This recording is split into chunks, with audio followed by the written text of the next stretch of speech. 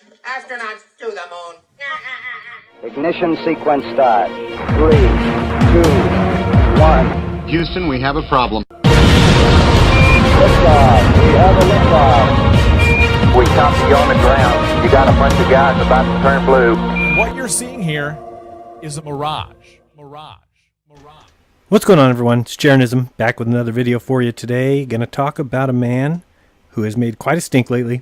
Instead of researching the topic or even responding to my emails or messages offering to have a short 30-minute phone call on the subject, he has decided instead to call us stupid, to call us idiots. And I know I'm not the only one to say that because of his actions of late, I've lost a great deal of respect for the leader of Caravan to Midnight, Mr. John B. Wells.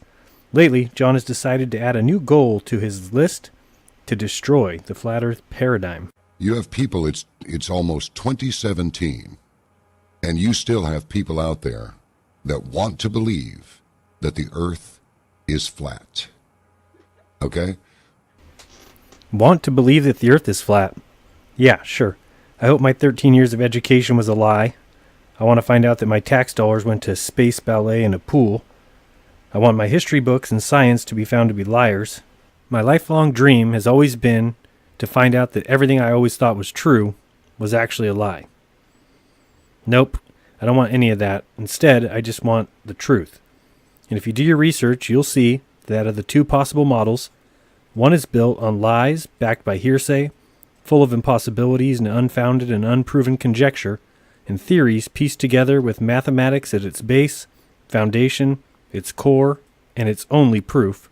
And the other one needs further research, but it holds the key because it meets reality. So I want to tell you flat earth people something right now. Nut up, man, and show us that you've got the cojones to talk about the flat earth. You idiot. Who do you think you're talking to?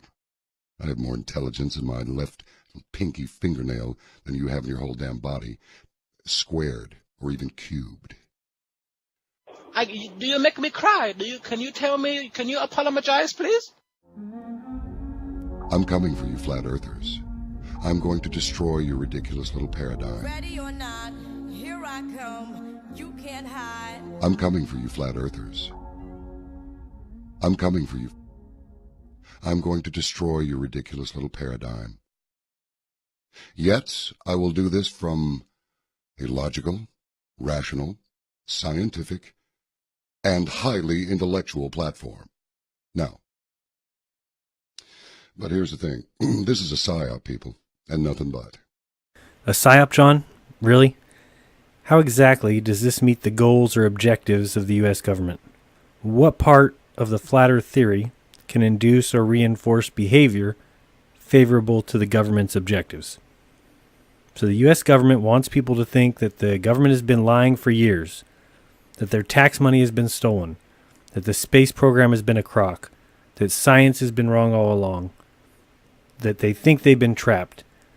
The government wants people to think that they've been taught lies, to think that the education system is a scam, to think that they've been dumbed down on purpose and lied to about where they live, about their origins, lied to about space travel and planets and moon landings and the universe, that they were made slaves through those lies.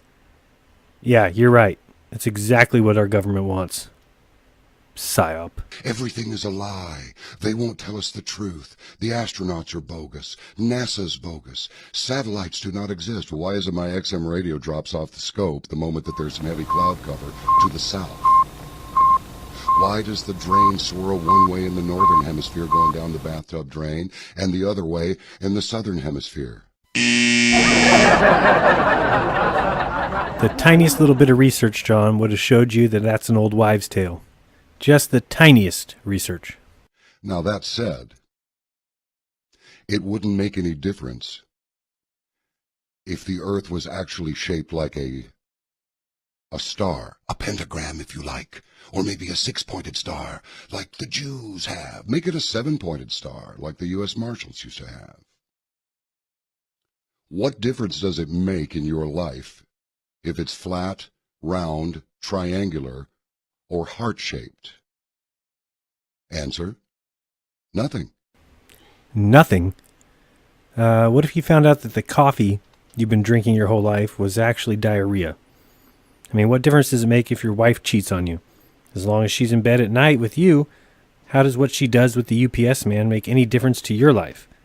Answer, it doesn't. Wouldn't make any difference. What difference would it make if you were actually adopted? None. Why would you care? Why are you worried about some pictures of planets that NASA lied about? Who cares if we went to the moon or not? How does that change your life? What difference does it make if you've been lied to about your very existence? No big whoop. Living your life as an atheist, not a big deal. You were just fed lies till you followed what you didn't recognize as a religion. No big deal at all. You're first on my list, okay? If you built a road straight, by the time you went to the horizon, there'd be a drop of 7,000 feet. Oh. I'll give you a hint. The surface of the Earth is not completely flat and smooth. Whoa, watch out. We got a genius over here. Yeah, nobody thinks it's flat. Nobody thinks it's 2D, John. Okay, usually you'll see pictures like this above of people falling off the edge, living happily on a globe, and nobody thinks that the Earth is flat like this either. Many people do think it's a sphere, but they don't pay attention to what is obvious and right in front of them. You wouldn't fall off the flat Earth, you'd fall off the sphere. The flat Earth, as seen on the top here, surrounded by ice mountains, and who knows how far those go. Imagine that drawing is infinite. This is what people believe that the Earth looks like. It's got hills, it's got valleys, it's got oceans, and it's got lakes. It's the globe that needs questioning. Is this what you believe, John? We've got people standing sideways and upside down. All kinds of fun stuff, huh? Let's go ahead and talk about what you believe in, John. You believe that this globe of 25,000 miles in circumference is floating in the endless vacuum of space with an attached atmosphere going 2.2 million miles per hour along with the galaxy around the Great Attractor. Let me take 1 second to explain the absurdity of all this. If you look at that red line that crosses the United States, that distance is 2,500 miles.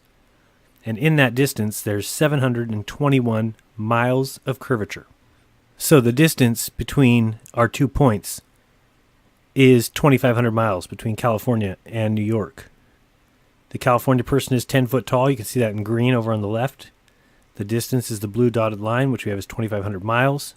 New York is the target at H1. And so when we look out from the position of H0, look out from eye level, we're going to run into the so-called horizon. But over at H1, that is the distance below our sight line that the distant object would be. So at 2,500 miles, that target of New York is 721 miles below my eye line. Now, something interesting is if you take a look at the tangent line drawn at H1 and H0, those two lines are in completely opposite directions. And if you take a look at the bottom here, you'll see those two purple lines. And if you're a globe believer, you think those two lines are level. So believe what you want.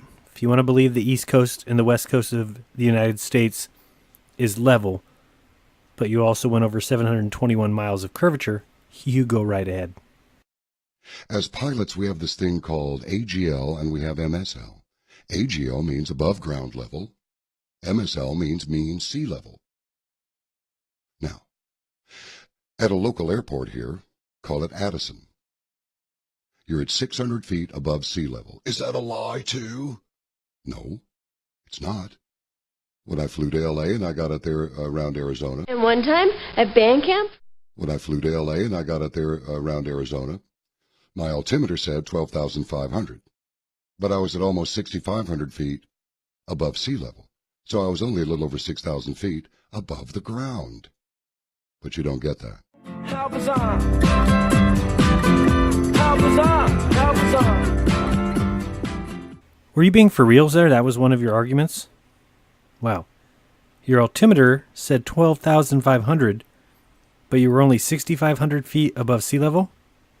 That's ridiculous. All right, let's make sure we understand here the difference between AGL and MSL. Absolute altitude is the height of an aircraft above the terrain of which it's flying. It can be measured using a radar altimeter or absolute altimeter, also referred to as a radar height, or feet meters above ground level. AGL, above ground level. True altitude is the actual elevation above sea level. So for an example, if we wanted to figure out AGL altitudes, they're measured from the altitude of the ground immediately below the airplane. MSL altitudes are measured from a standard datum, which is roughly equal to the average altitude of the ocean. So an average aircraft traveling 5,000 feet directly above a mountain that's 3,000 feet tall would have an altitude of 5,000 feet AGL and 8,000 feet MSL. Let's hear from John again, because I don't know about you, but I'm so stupid, I'm so stupid, I'm so stupid. Da, da, da. Take a look at the graphic and you'll see an 8,000 MSL, 5,000 AGL, because the plane is 5,000 feet from the mountaintop, and the mountaintop is 3,000 feet for an altimeter reading of 8,000. When I flew to LA and I got up there around Arizona. All right, so we've got you in Addison at a 600-foot elevation, and we've got somebody in Los Angeles at 100 feet elevation. Let's see what you can do. My altimeter said 12,500. Alrighty then, your altimeter is saying 12,500 above sea level. Okay, we'll draw a picture here. There's John B. Wells flying his plane. He's 12,500 feet from the ocean. But I was at almost 6,500 feet above sea level. So I was only a little over 6,000 feet above the ground. But you don't get that. What you just said is one of the most insanely idiotic things I have ever heard. At no point were you even close to anything that could be considered a rational thought. Everyone in this room is now dumber for having listened to it. Yeah, so then I drew a line from Addison to Los Angeles. He does go over a hill about 6,000 feet. So I think I understand the story. I don't know how he got it so mixed up. Perhaps because he believes in a globe. I don't know. So let me explain it one more time here. You see the Addison Airport on the right at 600 feet above sea level. If you got up in that plane, your altimeter would show 12,500 feet. Yet you're only 6,000 feet above the ground, which is the mountain. Yeah, I'm still failing to see your little story make any sense at all there, Johnny boy. My altimeter said 12,500. Okay, check. 12,500. But I was at almost 6,500 feet above sea level. No, you're not. If your altimeter says 12,500, you're 12,500 above sea level. I thought you were smart. So I was only a little over 6,000 feet above the ground. But you don't get that. Nope. And who in their right mind would? Dude, you were out to lunch. You know, just as I'm finishing up this video, I think I finally get what you mean. When you said you were 6,500 feet above sea level, were you talking about the mountain that you're flying over is 6,500 feet above sea level? In which case you would be 6,000 feet above the ground, which makes you 12,500 feet on the altimeter? Wow. What does that have to do with the shape of the Earth? Take a look at this drawing again, John. See Addison on the right? See how you flew up over the hill? You were 12,500 feet above sea level, 6,000 feet above the ground, and then you landed in Los Angeles because the Earth is flat. In fact, if you take a look at these highly intellectual terms you used, MSL and AGL, what do you think the L stands for? Mean sea, and above ground, I mean, how could you get this so wrong? Aren't you a pilot? Aren't you the globe specialist that doesn't even need to look into flat Earth because you know it all? I mean, if there's one person here that doesn't understand what's going on, it's you. Well, and your left pinky fingernail. So, if you can do me a favor and please give a message, pass it on to your left pinky fingernail, and simply tell him how dumb his owner is. Who came out swinging, talking about breaking up the paradigm, how smart he was, all his intelligence in his little pinky finger, yet he can't even explain his little plane flight. John, do a little research before you make a complete ass out of yourself and your fingernail. John, I think you forgot your smarts at home today. So try again tomorrow. I'm available if you want to talk about it, or you can keep making ridiculous statements where you can't even explain how you flew a plane, what the altimeter said, how high above the ocean you were, or what any of that has to do with the Earth being a spinning ball in space. But you don't get it, and you don't want to get it. You want to keep running your mouth looking foolish, by all means, sir, enjoy yourself. To everyone else, thanks for watching. Appreciate it. Be kind to each other. Don't lie to each other. And open up your minds, because there's truth inside. Or you can tuck your tail between your legs, sit down and shut up, and then do whatever I, the great John B. Wells, tells you to do. So go get in a plane. Are they lies too? No, they're real. And when your altimeter reads 12,500 feet, you'll know you're only 6,500 feet above sea level, which means you are 6,000 feet above the ground. But you don't get that. And you shouldn't. Because it made no sense. A lot like the globe that I believe in, because I'm a pilot who doesn't know what he's talking about. Here, on Caravan to Midnight. You've been watching Jeranism.